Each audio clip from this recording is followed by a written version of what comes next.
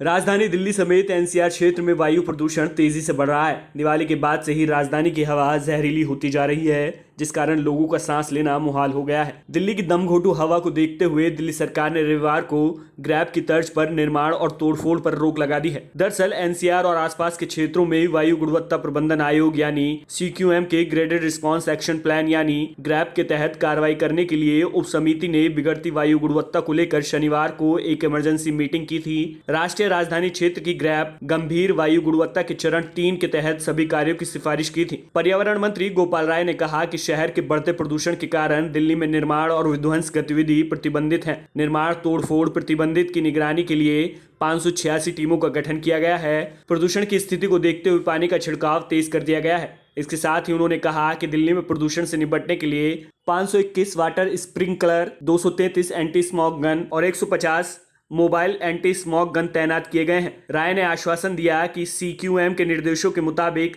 Grab के प्रतिबंधों के तीसरे चरण को दिल्ली में लागू किया जाएगा। उन्होंने कहा कि सीक्यूएम सिस्टम ने पहले घोषणा की थी कि इस सर्दी के मौसम में ग्रैब सिस्टम उस समय के एयर क्वालिटी इंडेक्स के आधार पर 3 दिन पहले सेट किया जाएगा। अभी हमें विशेषज्ञों से जो जानकारी मिल रही है उसके मुताबिक 1 नवंबर के बाद हवा की गति 4 से 8 किलोमीटर प्रति घंटे के दायरे में रहने की संभावना है और उत्तर पश्चिम की ओर मुड़ने की संभावना है। और इसके आधार पर हमें बताया गया है कि AQI का स्तर 400 को पार करने की संभावना है, जो गंभीर श्रेणी में आता है। पर्यावरण मंत्री गोपाल राय ने कहा कि दिल्ली में हमने सभी हितधारकों के साथ बैठक की है, विशेष रूप से जो निर्माण व्यवसाय में लगे हुए हैं, PWD, CPWD, MCD, DDA, railway और निर्माण स्थलों में काम करने वाली सभी एजेंसियों के निर्माण और विध्वंस कार्य पर रोक की जानकारी दी है। CQM आदेश के मुताबिक हम दिल्ली के लिए सभी नियमों को लागू करेंगे।